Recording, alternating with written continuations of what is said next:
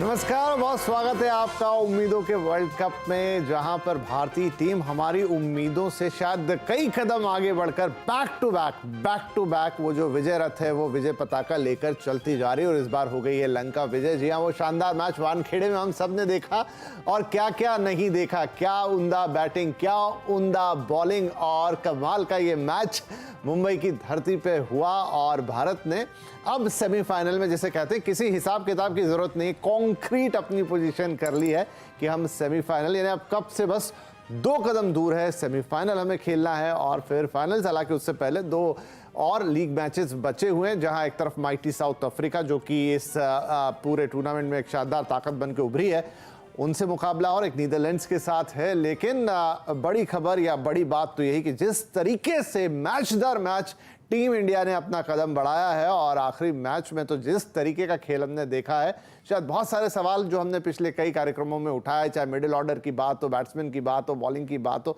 मिलते हुए नजर आए। लेकिन फिर भी अभी सफर तो हो गया है, बहुत सारा और शानदार रहा है, लेकिन जिसे कहते हैं मंजिल अभी भी 2 कदम दूर है। और मंजिल तो वो कप ही है जो एक बार फिर से भारत में उठाना है। राइट, तो चलिए हमेशा की तरह चर्चा की शुरुआत करते हैं। एक शानदार पैनल हमारे साथ हैं, जुड़ रहे हैं खेल पत्रकार विमल कुमार, न्यूज़ 18 नेटवर्क के ग्रुप एडिटर स्पोर्ट्स के श्रीनिवास राव मेरे साथ स्टूडियोज में मौजूद हैं, और वरिष्ठ खेल विश्लेषक मलय नीरव साहब। बहुत बहुत स्वागत है आप तीनों का ही। और लगातार हम आपसे बातचीत कर रहे हैं श्री, क्योंकि मेरे साथ स्टूडियो भी मौजूद है और कल वानखेड़े में भी मौजूद थे। राइट, तो जो आपने देखा आंख के सामने घटते हुए वो बहुत अद्भुत रहा और बहुत ही शानदार रहा। हमने वो टीवी पे देखा। क्या कल team India batting, bowling, fielding, मतलब सभी डिपार्टमेंट्स में एक नॉच नहीं, मैं कहूंगा कितने नॉचेस ऊपर थी, मतलब क्लास अपार्ट। बिल्कुल बिल्कुल। एक हम इस मौके के लिए रुके हुए थे कि कब इंडिया पहले बैटिंग करेगा इस टूर्नामेंट में। हालांकि अभी तक हम देखते आ रहे थे कि हम चेज ही कर रहे थे और एक मौका मिला था, उसमें कुछ ज़्यादा हो नहीं पाया था। तो यहाँ पे हमको एक देखना था कि रन बिल्डिंग एपेटाइट हमारे पास कितना है, और वो जो 350 प्लस जो चेज हो गया। हालांकि देखिए किसी भी प्लेयर ने वो मतलब सेंचुरी तक आए बट सेंचुरी बना नहीं पाए। पूरी वानखेड़े तो वहाँ विराट कोहली की सेंचुरी देखने आई हुई थी, बट वो भी हो नहीं पाया। वो बड़ा स्कोर न रहते हुए भी, इंडिविजुअल बड़ा स्कोर न रहते हुए भी, हमने 350 का स्कोर जो है वो इजीली क्रॉस किया। वो बताता है कि अक्रॉस द टॉप ऑर्डर हमारा जो एक रन एपेटाइट है वो इंटैक्ट है, which is I think a very very good sign. बहुत अच्छा साइन है और साउथ अफ्रीका के अगेंस्ट उसी चीज को हमको कॉन्फिडेंस और बिल्ड करने को मिलेगा। More important thing is India का अटैक। लास्ट हमारे शो में याद है आपने बात किया था कि like this is India's best attack ever in a world cup. Right, अब मैं उसको एक नॉच और ऊपर ले जाऊंगा। This attack is scary, fearful. जो ऑपोजिशंस है वो इस अटैक से डर रही हैं अभी। और ये I don't want to exaggerate this, the numbers are speaking for themselves. तो मैं इसको एग्जैजरेट करके नहीं कहूँगा, बट आप देखिए, आप मतलब बड़े बड़े अटैक्स को अगर देखिए आप, you know, from the days of Thomson and Lillee for Australia, या Marshall, Andy Roberts and Michael Holding for West Indies, Wasim Akram, Waqar Younis for Pakistan. आप अगर उस नजरिए से आप देखें तो बुमराह, शमी और Siraj, in that order is a scary attack. और वो मेरे ख्याल से पहली बार टेस्ट क्रिकेट में हमने देखा है इन फेजेस, जब ईशांत शर्मा का वो फेमस रिकी पॉन्टिंग का स्पेल जो है, या फिर हमने 2018 में भी जो हमने साउथ अफ्रीका और इंग्लैंड के टूर पे, ऑस्ट्रेलिया के टूर पे जो फास्ट बॉलर लेके गए थे। बट वाइड बॉल क्रिकेट में इन सब कॉन्टिनेंट कंडीशंस, अंडर लाइट, इतने ड्यूई कंडीशंस में आप ऐसी बॉलिंग कर रहे हो, जी, इसका मजा अलग है। बिल्कुल बिल्कुल। मलय साहब, वैसे तो हमें याद है कि ज्यादा दिन नहीं बीते हैं जब इसी श्रीलंकन टीम को एशिया कप के अंदर ऑलमोस्ट शायद 50 के स्कोर पर ही आउट कर दिया था इंडिया ने। तब भी वो था, लेकिन कल जो बॉलिंग हमने देखी है, कल जो धार हमने देखी है, जैसा श्रीनी भी कह रहे हैं, वो आउटस्टैंडिंग है। क्या कहेंगे आप कि ये भारतीय बॉलिंग का एकदम पीक है जिसे हम देख रहे हैं? देखिए, पेस बैटरी जो इंडिया की है, एक यूनिट के रूप में जब बॉल कर रही है, और सिर्फ एक यूनिट के रूप में बॉल ही नहीं कर रही है, उनका जो रिदम है पेसमैन का जो रिदम होता है, बहुत पहले फजल महमूद साहब से मेरी बात हुई थी, आज से करीब 15-20 साल पहले। तो उन्होंने ये कहा था कि रिदम जो है, जो जो रिदम आप देखने को मिलता था जब वसीम अकरम, वकार यूनिस, इमरान खान, सरफराज नवाज पाकिस्तान की तरफ से जब बोल करते थे, तो वो रिदम अब की देखने को मिल रहा है। ये जब बुमराह, सिराज और शमी एक यूनिट के रूप में सामने आते हैं तो बिल्कुल कहर बरपाने वाली मुद्रा में रहते हैं। और ये जो चीज है ना, ये जो बेन स्टोक्स को भी ये कहने पे मजबूर किया है जिसने कि शमी से बेहतर कोई बॉलर नहीं है, और सिर्फ इसलिए कि 10 गेंदें जो उन्होंने खेली शमी की, 9 डॉट बॉल के बाद एक में पता ही नहीं चला कि मिडिल स्टंप लेग स्टंप कहां उड़ गया। तो ये जो चीज है ये बहुत ही शानदार है, और मेरे ख्याल से अगर ये वर्ल्ड कप भारत जीतता है, जिसकी पूरी संभावना है, तो पूरा श्रेय इंडियन बॉलर्स को देना पड़ेगा। और जहां तक बैट्समैन की बात है, बस एक छोटी सी बात कह के कहना बंद करूंगा कि हमारे जब 3-3 खिलाड़ी 80 से ज्यादा रन बनाता है तो कोई ये बात बहुत मायने नहीं रखती कि कोई सेंचुरी बना रहा है या नहीं बना रहा है। जिस श्रेयस अय्यर पर सवालिया निशान लगा हुआ है, वो श्रेयस अय्यर धुआंधार फॉर्म में दिखाई दे रहा है। तो इस तरह से पूरी टीम एक संतुलित टीम के रूप में, एक अटैकिंग टीम के रूप में, जो कहीं कॉम्प्रोमाइज करने को तैयार नहीं है। जी शानदार, वाकई वाकई बहुत ही शानदार है। विमल साहब, आप कहाँ कलकत्ता पहुंच गए? मुझे आपके पीछे के दृश्य देख के तो यही लग रहा है। बिल्कुल, आपको मैं बता दूं, जो पूरा भारत में जो है वर्ल्ड कप का बुखार है, और कोलकाता को आपको कहा जाता है क्रिकेट का बुखार अगर सबसे ज्यादा यहाँ पर अगर देखा जाएगा तो हैरानी की बात यह है, अब से कुछ ही देर पहले टीम इंडिया यहाँ पर आई है, और मैं बहुत ज्यादा दूर नहीं टीम इंडिया के होटल से, लेकिन यहाँ पर जब मैं पहुंचा, आपको मैं सबसे बता दूं क्या क्रेज है, कितने फैंस आ गए इस शहर में, कि जो मेरी होटल की बुकिंग थी, होटल में पहुंचा तो उन्होंने बुकिंग कैंसिल कर दी। उन्होंने कहा कि नहीं, आपकी बुकिंग नहीं है, क्योंकि लोग इतने डिमांड में आ रहे। मेरे को अभी होटल का संकट आ गया, और एक वजह ये है कि मैं बाहर में, क्योंकि अभी मुझे जिस होटल में जाना था उन्होंने कह दिया आपकी बुकिंग नहीं है। ये क्रेज है। उन्होंने कहा कि आसपास के जितने लोग हैं, झारखंड, बिहार, वहां के लोग आ रहे हैं। ये मैच सडनली इतना हाई प्रो, तो इनके स्थानीय लोगों का कहना है कि इतना क्रेज हमने नहीं देखा है, और यू कैन अंडरस्टैंड दैट। आप देखिए, इंडियन टीम इतना डोमिनेट वर्ल्ड कप में पहले भी खेली, हमने 2003 में देखा था, इंडिया का विनिंग सीक्वेंस बहुत तगड़ा था, लेकिन उस वर्ल्ड कप में भी पहला मैच ऑस्ट्रेलिया के साथ इंडिया हारी थी, और जब फाइनल में पहुंची तो हमारे जहन में ये डर था कि नहीं यार, Glenn McGrath, Ricky Ponting, Adam Gilchrist, उस टीम को हम नहीं हरा सकते हैं। वो एक अलग टीम थी।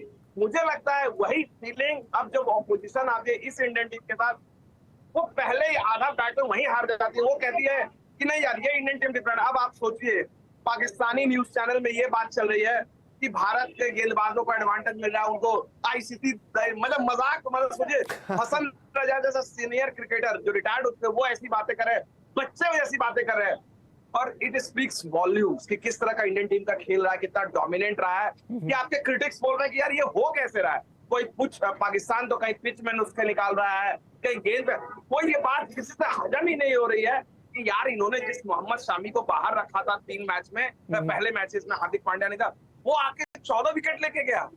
मतलब इस टीम का 4th सीमर, मतलब हार्दिक पांड्या, बुमराह और अपना सिराज के बाद 4th सीमर, ये किसी भी टीम में वॉक कर जाएगा।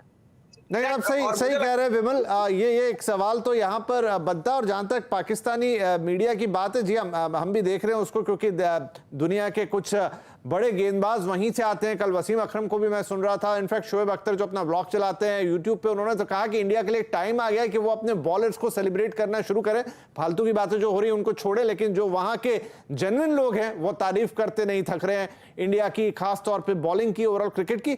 लेकिन श्रीनीश साहब, मानना पड़ेगा, मतलब इस समय मोहम्मद शामी जिस तरह की गेंदबाजी कर रहे हैं, ऐसा लग रहा है देवदूत बन के उतरे। मतलब कल आप यकीन मानेंगे, हम लोग न्यूज रूम में मैच देख रहे थे, सबके मन में आ रहा था कि ठीक है बुमराह बॉल कर रहे हैं, बढ़िया है, सिराज बॉल कर रहे हैं, भी शानदार कर रहे हैं, लेकिन आप शमी को लेके आइए। मतलब सबको देखने का मन हो रहा था। देखिए शमी आए और पहले ही ओवर में हैट्रिक पे आ गए।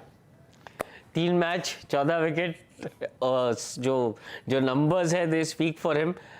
मैं क्या कहूँ, मोहम्मद शमी को 2000, मैं इनफैक्ट कल ही जब मैच देख रहे थे तो किसी से बात हो रही थी कि 2015 का जो वर्ल्ड कप है, 2015 के बाद 2019 में तो उन्होंने वर्ल्ड कप में हॉकी हैट्रिक लिया ही था, वो अफगानिस्तान वाले मैच में, और फिर कल वापस लेते लेते करीब आ गए। तो यही बात चर्चा हो रही थी कि कंसिस्टेंसी देखो, आप अगर मोहम्मद शमी अभी ठीक है, अभी 3 मैच में उन्होंने 14 विकेट ले लिए हैं, स्पीकिंग वॉल्यूम्स, बट अगर आप 2015 में देखिए Mitchell Starc was the bowler, but 2019 में देखें तो New Zealand had a great attack going for, Mohammed Shami थे, तो मोहम्मद शमी आज क्यों उभर के आते हैं? Because he has not done anything way too spectacular, but the consistency level जो है वो phenomenal है, क्योंकि आप 8 साल से वही चीज आप एक कंसिस्टेंसी लेवल पे, आप कल की उनकी बॉलिंग देखिए, खासकर वो एंजेलो मैथ्यूज की वो बॉल जो है वो आउटसाइड ऑफ स्टंप जाती है, लास्ट तक वो जाती है और फिर ऐसे अंदर, मतलब it is all about angles. आपके बॉल कंट्रोल, पूरा खेल जो है आपका बॉल कंट्रोल पे है। और ये जो 3 लोगों के अटैक है, खासकर मैं फिर भी कहूंगा, मैं सिराज श्रीलंका के अगेंस्ट एक साइकोलॉजिकल एज भी था वो एशिया कप फाइनल के बाद में, सिराज जो है वो पाउंड करते हैं, उनमें एनर्जी बर्स्ट है वो बॉल को, बट आप शमी को देखिए या बुमराह को देखिए, वो विकेट का भी इस्तेमाल करते हैं, बॉल जो है वो स्किड होती है, सीम का यूज, बुमराह का जो आप अगर पहला विकेट देखेंगे वो जो सीम का प्रेजेंटेशन है, इट इज एवरीथिंग। तो ये जो लड़के हैं ये they are experience is beginning to now speak for them. Bowlers तो ये फिनोमिनल है ही, और आपने क्योंकि खासकर शमी की बात करी, 10 साल का जो उसका बॉडी ऑफ वर्क जो एक बन चुका है, that is now taking him to elevated levels. अब वो बॉलिंग जो कर रहे हैं as a statesman, as a senior statesman, वो जो है उस लेवल की वो बॉलिंग है, क्या कहना। सही बात है, क्या कहना, क्योंकि हम भी लगातार क्रिकेट देख रहे हैं, पिछले 15-20 सालों से फॉलो कर रहे हैं उसको, लेकिन जिस लेवल की, जिस क्लास की बॉलिंग कल हुई है या हो रही है इंडिया की तरफ से इस वर्ल्ड कप में इन एंड अराउंड, वो गजब की है। खैर बॉलिंग की बात हो गई। मलय साहब, बैटिंग में जब हमने पिछले कार्यक्रम में बात की थी तो थोड़े मिडिल ऑर्डर्स पे चिंताएं जताई थी कि भाई 2 ही लोग हैं जो रन कर रहे हैं।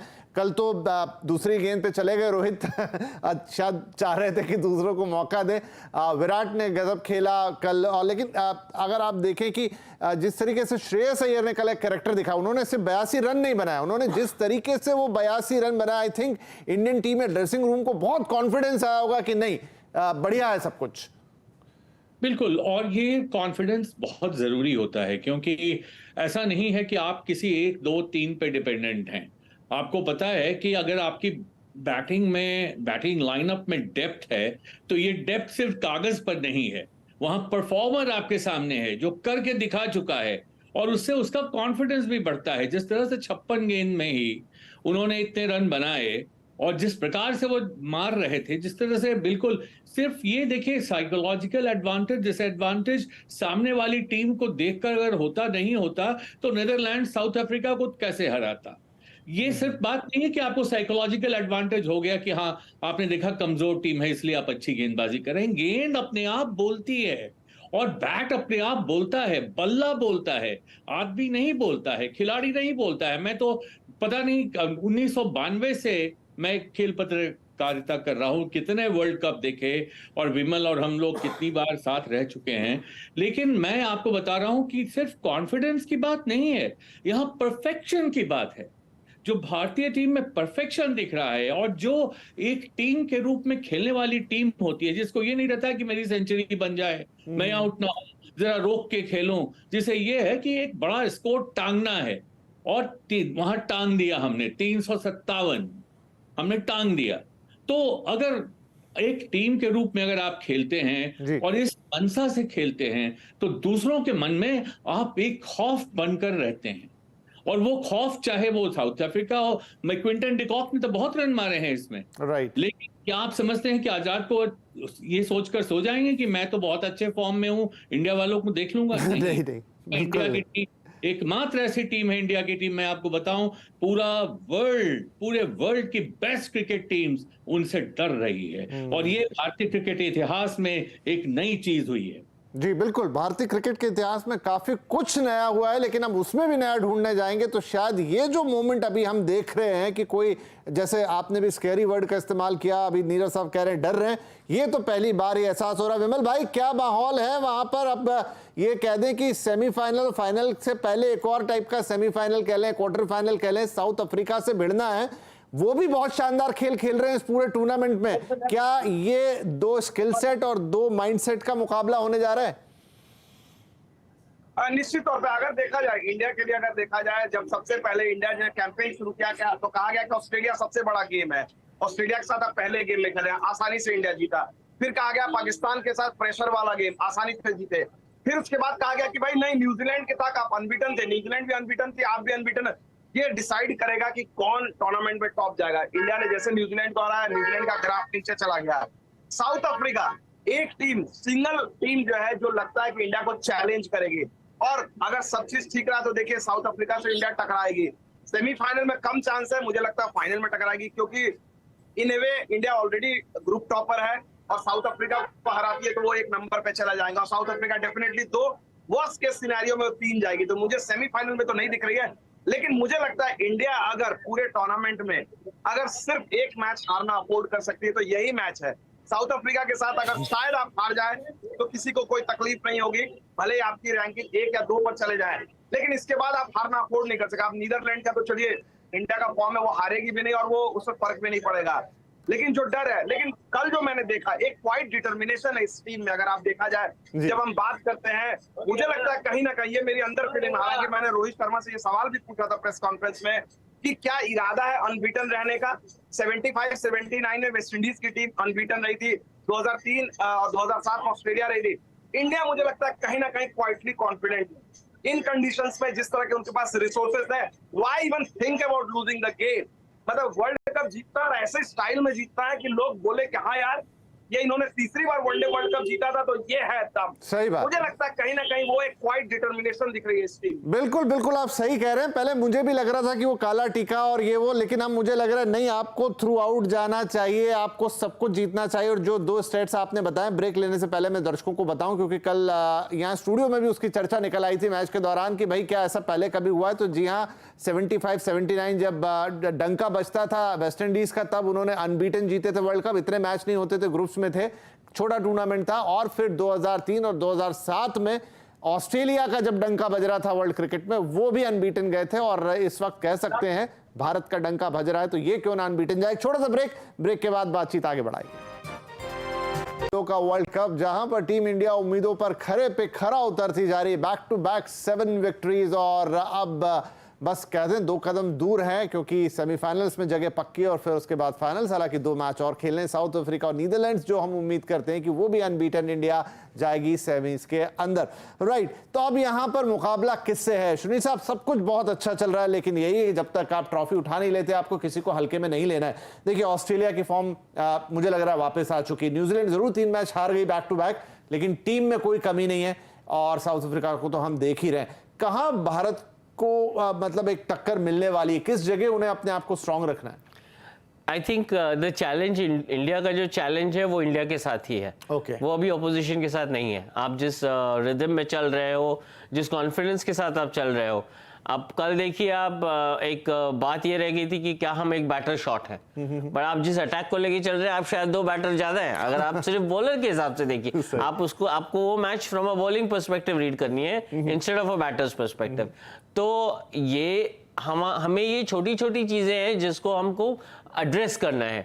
जैसे कई सारी चीजें हैं which on an other day शायद हम आज जूझ रहे होते कि यार इसका सोल्यूशन दो। For example, something as simple as review मांगना।